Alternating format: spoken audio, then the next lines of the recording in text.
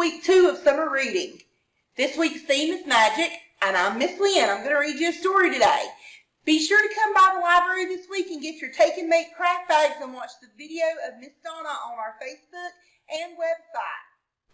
Our first book today that we're going to read is Cat Nights, and it's by Jane Manning.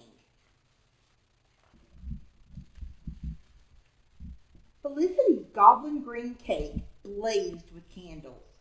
It was her 263rd birthday.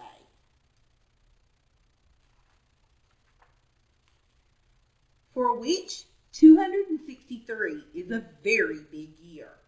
It's the year she grows her first wart, the year her shoes begin to curl at the toes, and the year she's able to cast her first love spell. Felicity was as happy as a ghost on Halloween, but not because of warts or the curly-toed shoes. She was happy because tonight she was finally old enough to turn herself into a cat.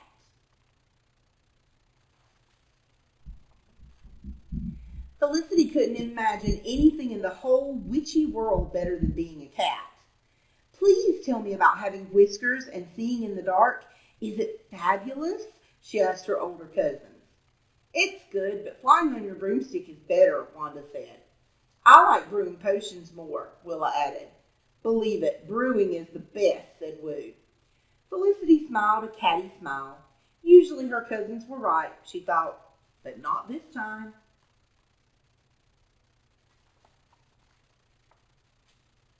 The sun set and the moon rose. Felicity was so excited she could hardly say the words of the cat-changing spell. Give me whiskers and moonlight sight as I become a cat tonight. My witchy self will now be gone, but I'll return by break of dawn. Poof! Felicity's face sprouted whiskers and her fingernails became razor-sharp claws. She had night vision and 4-paw drive and a beautiful long tail that swished and twitched for balance. With one sure leap, she was over the wall and gone into the night. Felicity raced under the stars. The moon looked so much brighter through a cat's eyes. The wind seemed so much fresher through a cat's nose. The earth moved so much quicker under a cat's paws. The night seemed to pass in the blink of a cat's green eye. But there are rules for just about everything in life, even for witches, especially for witches. For example, only a charmed broomstick can fly. The fresher the newt, the better the spell. And a witch can change into a cat only 8 times and still be able to turn back into a witch. The 9th time, she remains a cat for good. However, rules were not on Felicity's mind the second night. She spent the whole day looking out the window, waiting for the sun to set over the trees, and planning what she would do once it did. When the first stars sparkled in the night sky, Felicity decided to find out how fast she could run on her 4 paws. She burst out the door, racing across the fields and farms, and clear through Briartown woods.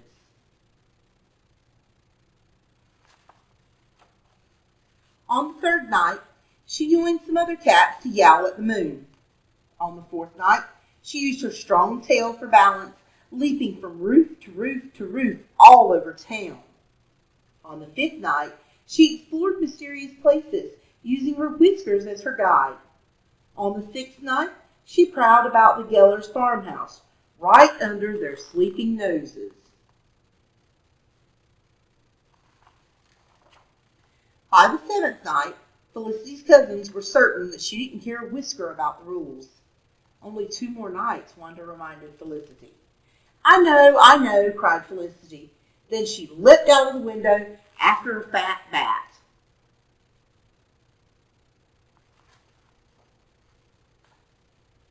At the first hint of sunset on the 8th day, Felicity's cousin sat her down and looked her hard in the eye. This is the last time, Felicity, Wanda warned.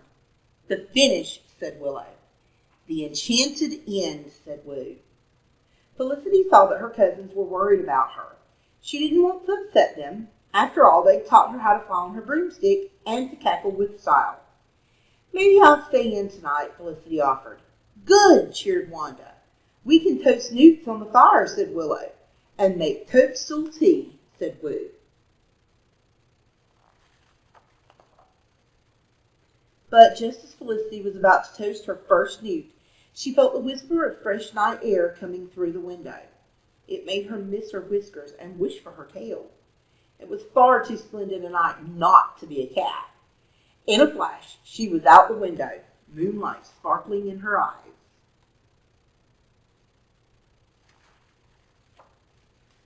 Wanda, Willa, and Woo shook their heads and scratched their pointed chins. They knew they had no choice, for as sure as brooms fly, at sunset tomorrow, Felicity would change herself into a cat again. Then, no amount of magic could turn her back. The next morning, while Felicity was sleeping, they whispered a spell over her. "Cats are dusty, hairy, sneaky, smell like fish, scary, creepy. Who would want to be a kitty? Surely not Felicity."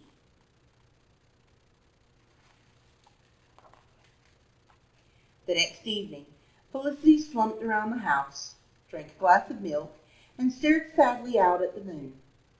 "Don't you want to be a cat?" Wanda asked with a secret smile. "Not tonight," said Felicity. She went to bed early. Felicity hardly ate her dinner the next night.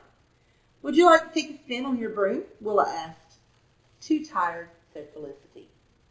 The whole next day, Felicity never even got out of bed.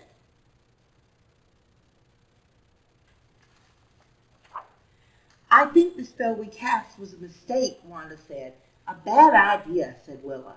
"A magical misstep," said Woo. So as Felicity slept, the witches whispered a spell remover over her. "The spell we cast was a mistake. It really was a boo-boo. Remove our spell from Felicity so she doesn't feel all boo-hoo." Felicity woke up. It took only a moment for the sparkle to return to her eyes. She ran to the window and took a deep breath of cool night air. "What a beautiful night to be a cat," she cried. "You know you've already changed 8 times, Felicity," warned Wanda. "This will be 9 times," said Willow. 9 spells cast. This is your last," said Woo.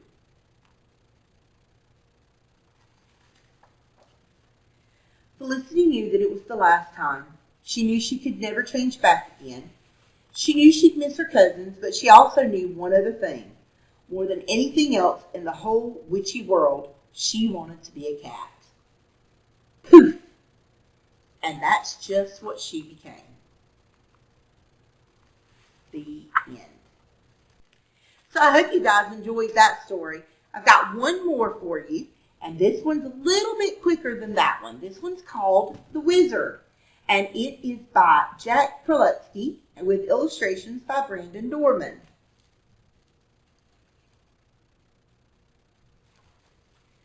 The wizard, watchful, waits alone within his tower of cold gray stone, and ponders in his wicked way what evil deeds he'll do this day.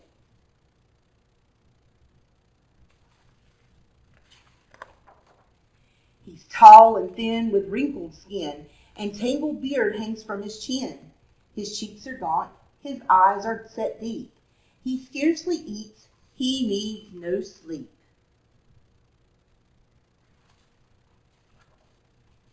He spies a bullfrog by the door, and stooping, scoops it off the floor.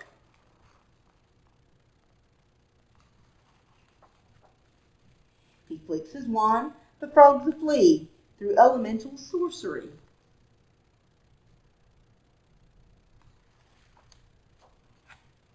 The flea hops once, the flea hops twice. The flea becomes a pair of mice that dive into a bubbling brew.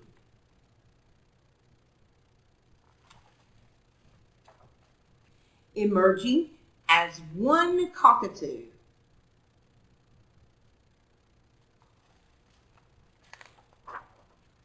The wizard laughs a hollow laugh, the soaking birds reduced by half. And when perplexed starts to squawk, the wizard turns it into chalk.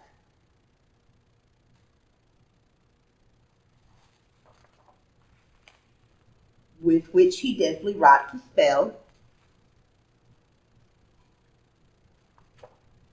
that makes the chalk a silver bell, which tinkles in the ashen air, till flash, a fire burns brightly there. He gestures with an ancient knack to try to bring the bullfrog back. Another flash, no flame now burns, as once again the frog returns.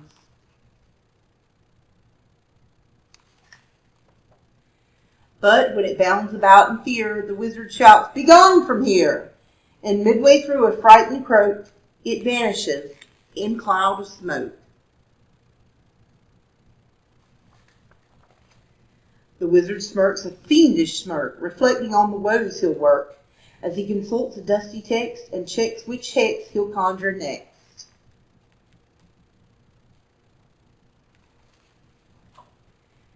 He may pluck someone off the spot and turn him into a who knows what. Should you encounter a toad or lizard, look closely. It may be the work of the wizard.